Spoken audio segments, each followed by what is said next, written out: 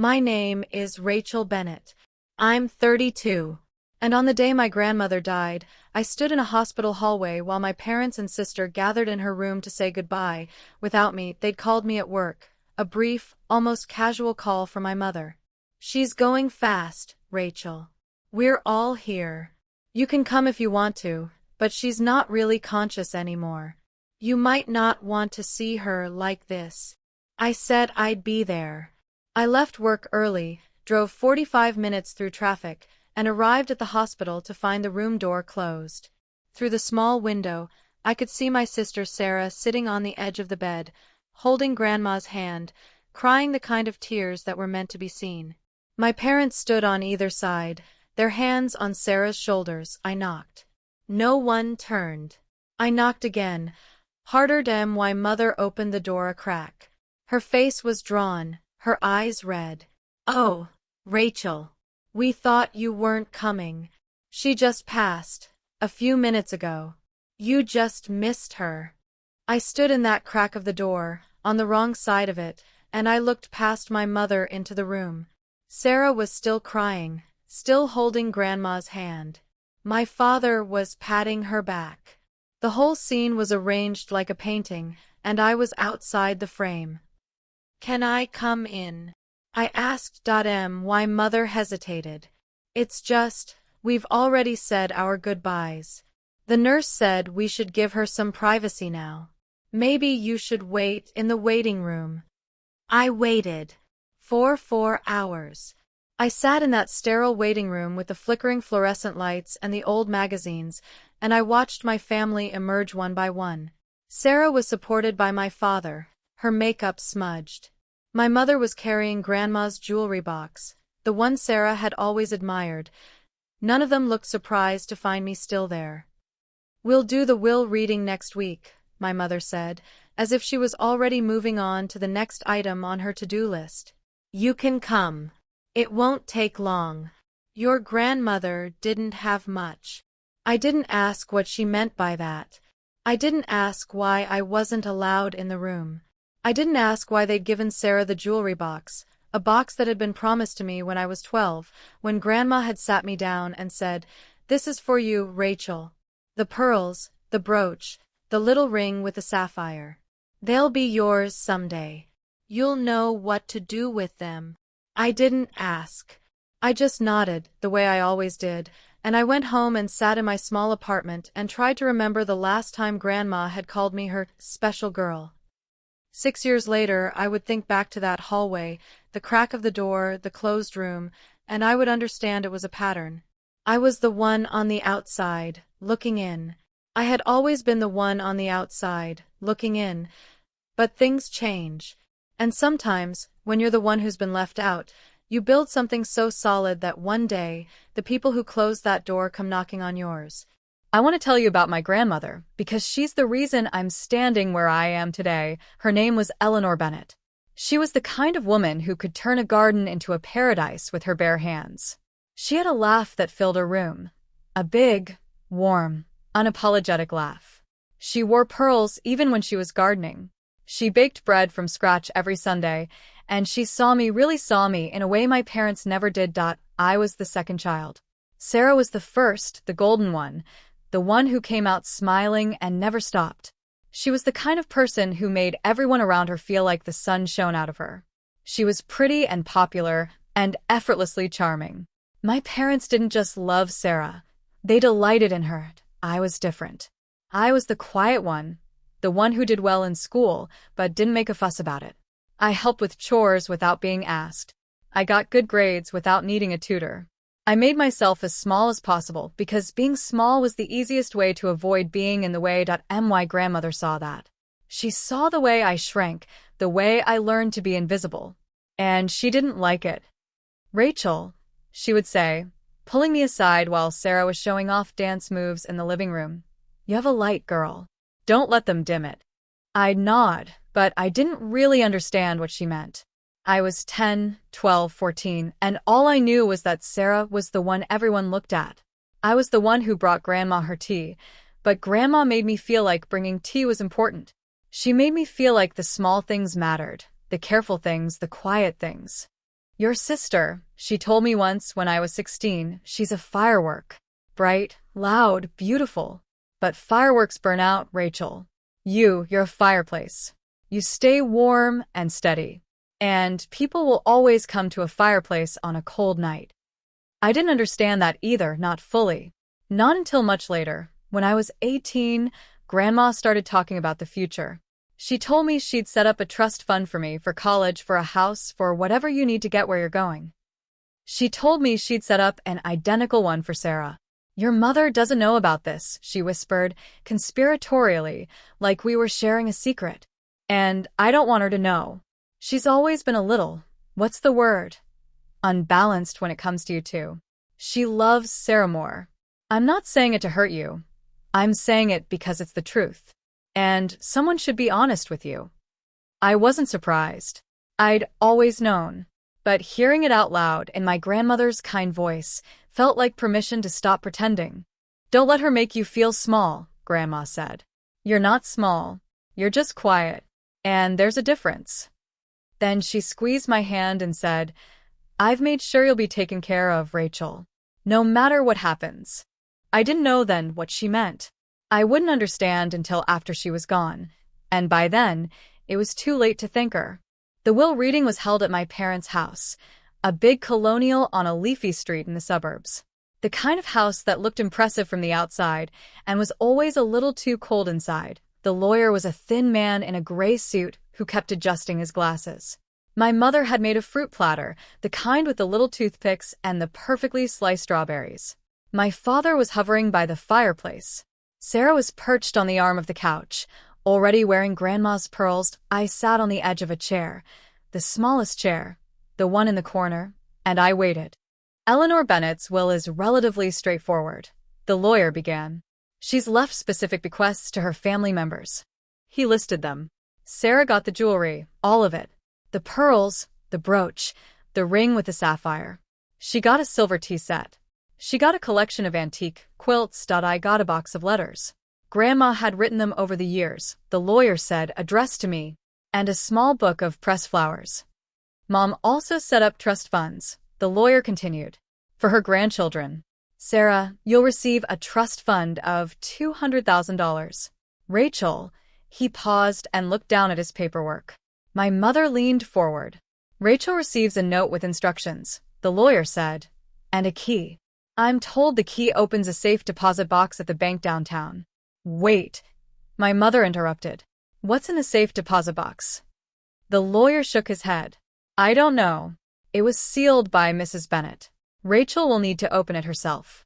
My mother's face tightened. Sarah looked relieved. She'd already gotten the jewelry and the trust fund. I was inheriting a mystery, and my mother hated mysteries she couldn't solve. I took the note and the key. I didn't open it there, in front of everyone. I wanted that small piece of privacy. What about the house? My mother asked. What happens to the house? The house and remaining assets pass to you and your husband, the lawyer told her. The proceeds from any sale will be split between the grandchildren, with Sarah receiving a larger share, 60%. 60%. I was Sarah's younger sister, and I was getting 40%. No one looked at me. No one said anything about how it was fair. I'd learned by then not to expect fairness. After the lawyer left, my mother came over to where I was standing by the window. Her face was tight, the tightness she got when she was trying to be kind and not quite managing it. I'm sorry the will was so lopsided, Rachel, she said. Your grandmother was a little eccentric at the end. I'm sure she didn't mean anything by it. You know we love you just as much as Sarah. I wanted to say, then why did you give her the jewelry box while I was still in the waiting room? I wanted to say, then why did you close the door on me? I wanted to say, then why did you spend your whole life making sure I knew I was second? But I didn't. I just nodded. It's fine, Mom. Grandma gave me what she wanted me to have. My mother didn't push. I think she was relieved I was being reasonable. Sarah was the emotional one, the demanding one. I was the easy one, the one who didn't make waves. I left their house and drove straight to the bank downtown. The safe deposit box was in the vault, a small metal box with my name on it. I sat in a small room with the door closed and opened it. Inside was a thicker note, a letter in Grandma's handwriting, folded carefully, and a deed. A property deed. I read the letter first. Dearest Rachel, if you're reading this, I'm gone. I know you're probably alone in a room somewhere, reading this quietly because that's who you are. The one who doesn't make a scene. Don't ever change that. The world doesn't need more fireworks. It needs fireplaces. I know your mother has always favored Sarah. I know she always will. And I know the will be lopsided. That's why I set this up separately. A gift for you that no one can take away. I bought a small house years ago, a little bungalow on the lake. It was my mother's, and before that, her mother's. It's in your name now. The deed is there, filed properly. Your parents don't know about it. They would have found a way to use it, to leverage it, to give it to Sarah if they could. But I made sure it would be yours alone. The house isn't much to look at. It needs work. But it's solid, Rachel. It's been in our family for generations, the side of the family your mother doesn't like to talk about. The side that built things instead of inheriting them. You've always known how to hold things together. I saw that in you when you were a girl, bringing me tea and listening to my stories. You learned to be strong because you had to be. That's not a weakness. That's a gift. Don't let them make you feel small. Don't let them tell you you're less than Sarah. You're not less. You're just quieter. Use this house. Fix it up. Make it your own. And remember, someone saw you. Someone believed in you. I did. All my love, Grandma. I sat in that small room and I read that letter 3 times. And then I sat there a long time just holding it. For the first time in my life, someone had given me something that was mine. Not a hand-me-down. Not a consolation prize. Something that was chosen for me. The deed was in my name only. The house was paid for. It needed work, a lot of work, but it was mine. I left the bank and walked down the street in a daze. I'd been given a gift I hadn't known to ask for. And I'd been given something even more important, a truth. Someone had seen me. I hadn't been invisible to everyone. I didn't tell my parents about the house. I didn't tell Sarah. I kept it a secret, the way Grandma had wanted. I kept going to work. I was a junior accountant at a small firm.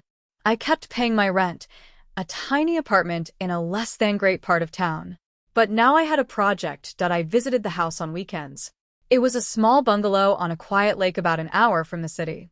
It was old, built in the 1920s, and it needed new plumbing, new electrical, new everything. But it had good bones. And it had the most beautiful lake view I'd ever seen. I spent my weekends there for the next 5 years. I learned to patch drywall. I learned to lay tile. I learned to paint cabinets and install light fixtures and refinish floors. I did it all myself because I didn't have the money to pay anyone else. My grandmother had left me $20,000 in a separate account. Not in the trust fund. Not in the estate. Just a little nest egg, she called it. I used every penny on that house. I didn't tell my family what I was doing. When they asked about my weekends, I said I was visiting a friend. When they asked about my money, I said I was saving. I stayed quiet. I stayed invisible. I stayed the reliable one. Sarah's $200,000 trust fund didn't last long. She spent it on a wedding, a lavish, over-the-top wedding that featured ice sculptures and a live band and a dress that cost more than my car. My parents happily contributed to it. My mother said it was the wedding Sarah had always dreamed of. I wasn't invited to be in the bridal party. I was told there wasn't room. I sat in the back row of the church, on Sarah's side, and watched her walk down the aisle on my father's arm. I didn't cry. But I felt the familiar cold settle in my chest, the cold that said, "You are not the headline here, and you never will be." Sarah's marriage fell apart within 2 years. Her husband had been cheating on her, she discovered. Or maybe she'd been cheating on him. The story changed depending on who was telling it. The only thing that was clear was that the wedding had been a performance, and the marriage wasn't. Sarah moved back home. She was 28, divorced and broke. The $200,000 was gone. The jewelry, the pearls, the brooch, the ring, was hawked at a pawn shop to pay for credit card debt. My mother cried. My father sighed. They set Sarah up in the guest room and told her she could stay as long as she needed. I visited once.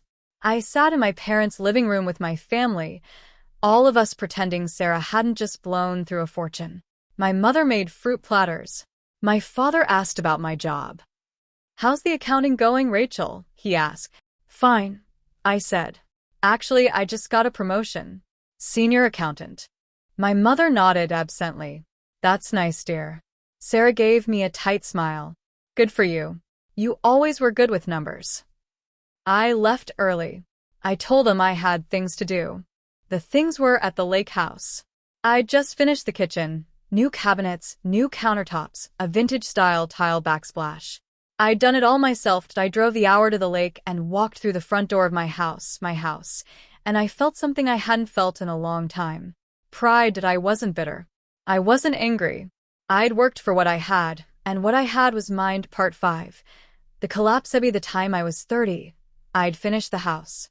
It was beautiful, small but warm, with wide windows overlooking the lake and a porch that wrapped around the front. I'd planted a garden, like my grandmother's, and I'd furnished it with things I found at estate sales and flea markets. I'd also been promoted again. I was now a senior manager at my firm. I made a good salary. I'd saved money. I'd built a life for myself, a quiet, steady life, and my parents were in trouble. Sarah had moved out, but she'd left a trail of financial devastation. My parents had co-signed loans for her, $80,000 in total, to help her after the divorce. She defaulted on every one of them. My mother called me in a panic. "Rachel, we're going to lose the house. The bank is threatening foreclosure. We've tried everything. Everything except not co-signing for Sarah," I said, and the words came out sharper than I'd intended. There was a long pause. "That's not fair," my mother said weakly. "She needed help. We couldn't just let her." "You could have," I said. "She made choices. You made choices. And now you're asking me." "We're asking you because you're our daughter," my mother said. "We're family." Family. That word again. "Mom," I said, and I kept my voice very calm. "Sarah got $200,000. She got the jewelry. She got the house for the wedding. She got everything. And now you're coming to me, because I'm the only one left." "You're our daughter," my mother repeated, as if saying it would make a difference. "How much do you owe?" I asked. $120,000, she said. "The bank will take the house. We'll have nowhere to go." I sat in my office and stared at the phone. I knew what they wanted, the same thing they'd always wanted. The reliable daughter.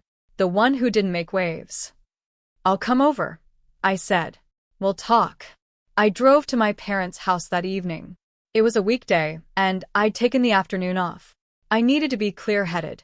The house felt different, like it was already in mourning. The furniture was there, but it seemed smaller, more worn. My mother was pale. My father was quiet. Sarah wasn't there. "She couldn't make it," my mother said, as if that explained everything. We sat in the living room where I'd been told I was the easy one. I looked around, the photos on the mantel, the framed portraits. Sarah was in most of them. I was in a few, always on the edge, always slightly out of focus. "I can help you," I said. "But not the way you think."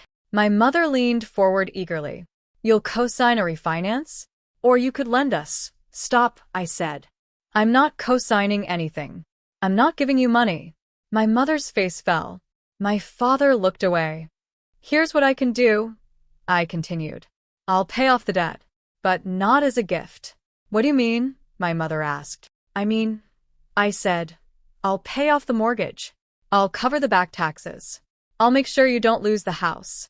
But you'll sign a promissory note, a legal document, that states this is a loan, and you'll repay me over a period of 10 years, with reasonable interest." My mother stared at me. "You're making us sign a contract?" "I'm making sure what happened with Sarah doesn't happen again," I said. "I'm the reliable one, remember? That means I pay my debts and you pay yours." "This is what you've become?" my mother said, her voice sharp. "This is the daughter we raised? Demanding contracts." I took a breath. "The daughter you raised, Mom, was the one who got told to figure it out, while Sarah got everything. The daughter you raised learned to be independent because you never were there when I needed you. And the daughter you raised is the one who's here now, offering to save your house, the same way Grandma saved me." My mother's face crumpled. My father was staring at his hands. How can you say that to me? She whispered. After everything I've done for you. After everything you've done for Sarah. I corrected, gently but firmly. You did everything for Sarah. And I did everything for myself. The words hung in the air, heavy and undeniable. My mother started to cry, the kind of crying that was meant to make me feel sorry for her, that I sat with it. I let her cry. Then I said, I'll draw up the contract. I'll have my lawyer send it over. You can sign it, and the bank will be paid. Or you can choose not to sign it, and the house will be foreclosed. I stood up. Think about it. I'll give you a week. I walked out of that house, the house I'd grown up in, and I didn't look back. A week later, my parents signed the contract. My father signed with no hesitation. My mother signed with a quivering hand, and I knew she resented me for it. But I didn't care. For the first time in my life, I'd held a boundary. I'd been the one in charge. And I'd done it without raising my voice, without making a scene. The way Grandma had taught me, I paid off their debt. I kept the promissory note in a file, and I waited. Within 2 years, the house I'd bailed them out of was in Sarah's name. My parents had transferred it to her, quietly, without telling me, as a gift. They'd taken the loan I'd given them, the loan they were supposed to repay, and they'd handed the asset to Sarah. I found out from a cousin, the way I'd heard about everything that mattered. It was Sarah's birthday, and my parents had surprised her with a deed. I called my mother. I kept my voice steady. You transferred the house to Sarah, I said. There was no reason to keep it in our name, my mother replied, her voice light, dismissive. We're getting older. We wanted to settle our affairs. Sarah needs stability. You still owe me money, I said. You owe me $120,000. And you gave away the only asset you had. My mother was silent for a moment. Then she said, You wouldn't take your sister's house. You're not that kind of person, Rachel. I'm not, I agreed. But I am the kind of person who keeps records. And I have a signed promissory note that says you'll repay me, with interest. My mother didn't respond, and I knew she didn't want to face the truth. I visited the lake house that weekend, my sanctuary, my home. I sat on the porch and looked out at the lake and thought about my grandmother. She'd given me this place because she knew I'd need it. She'd known I'd need somewhere to stand, somewhere that was mine. And she'd been right. I thought about Sarah, about my parents, about the house they'd given away. I wasn't angry, I was past anger. I was in the strange space beyond it, the space where you accept that the people who are supposed to love you unconditionally will always choose someone else. But I had my house. I had my life. I had a garden and a porch and a view of the lake. And I had the truth that I'd built it all myself. 2 months later, my parents showed up at the lake house. They didn't call ahead. I heard the car on the gravel drive and looked out the window and saw them, my mother, my father, and Sarah, getting out of a rented car. I opened the front door. Rachel, my mother began. We need to talk. They'd brought Sarah's new husband, a man I'd never met, who looked uncomfortable and out of place. They'd brought coffee cake, the kind my mother always made. We're selling the house, Sarah announced. The big house. We're buying something smaller. But we need a place to stay in the meantime. I raised an eyebrow. A place to stay. For how long? Just a few months, my mother said. Until the sale closes and we figure out the next steps. We thought we could stay here. With you. It's so beautiful and peaceful, just the right size. I wanted to laugh. I wanted to scream. But I just stood there, calm. The way I'd learned to be. Let me be clear, I said. I'm not a hotel. This is my house, my home. And you don't get to move in because you gave away your own house. My mother's face fell. We're family, Rachel. This is what families do. They take care of each other. I agree, I said. This is what families do. They take care of each other. And I did take care of you. I paid off your debt. I saved your house. And then you gave it away to Sarah, without even telling me. Sarah stepped forward. It was my house, Rachel. I was the one who needed it. You needed it so much you sold it 2 years later, I said flatly, for less than it was worth. And now you're asking me to house you? It's not like that, Sarah said quickly. How is it different, Sarah? I asked. Tell me. You took my trust fund. You took my inheritance. And now you want my home, temporarily. How is any of this different? Sarah had no answer. She looked at my parents, looking for support. I don't owe you anything, I said, my voice very quiet, very steady. You never believed in me. You always chose someone else. And now you're here because your choices led you here. And that's not my problem. My mother opened her mouth, but I raised my hand. Stay here tonight, I said, and I'll help you find a rental tomorrow, something in your budget. Your budget, Sarah asked. Or ours? Yours, I said. I'm not paying for your mistakes. I've done that enough. They stayed one night. I made them coffee cake. I didn't invite them to stay longer. The next morning, I made calls, found them a rental, and they left it. I sat on my porch and watched them drive away, and I didn't feel guilty. I felt free. 3 months after the visit, my mother called me. She sounded quiet, small, the way she rarely sounded. Your grandmother, she said. She left me a letter too. Yes, I said. She left you the house. But there was something else, my mother said. A note. She wrote it a few months before she died. She said, "You've always loved Sarah Moore. And that's your choice. But Rachel is the one who's there when it matters. One day, you'll need her. And when you do, remember who is always reliable." I didn't say anything for a moment. She was right, my mother said, and I could hear the tears in her voice. I've been such a fool, Rachel. I let her cry. I let her feel the weight of her choices. You didn't see me, I finally said. But you can choose differently now if you want to. I know, she said. I know. I'm sorry. For everything. She never said sorry, not really, not like that. She didn't use the word, but she called. And she meant it. I didn't forgive her. Not all at once. But I started to. Slowly. The way you plant a garden, one seed at a time. I helped them find a new place, small, manageable. Sarah moved away. My parents began to rebuild, and I lived in my grandmother's house, my house with the porch and the garden and the view of the lake. This is what I learned, standing on that porch, looking out at the water. The golden child burns bright, but a firework doesn't last. And when the firework goes out, all that's left is smoke, the quiet one, the careful one, the one who learned to hold it all together. That one last. I learned that you can love your family without giving them everything. You can help them without letting them walk all over you. You can set boundaries and still be kind. I learned that being invisible isn't a weakness, it's a superpower. While everyone else was performing, I was building. While everyone else was demanding attention, I was creating a foundation, and when everything else crumbled, and it always does, the foundation was still there. My grandmother gave me a house. But she also gave me something more important. She gave me a story. The story of a woman who saw a quiet girl and believed in her. I am that woman now. I am the quiet one. The one who held things together. My life isn't dramatic. It's not flashy. It's a fireplace, steady and warm. And people will always come to a fireplace on a cold night. I have my house. I have my garden. I have my grandmother's wisdom in my heart. And I have the knowledge, the quiet, certain knowledge, that I built this myself, that I earned it. I deserve it. And I'm not letting anyone take it away from me.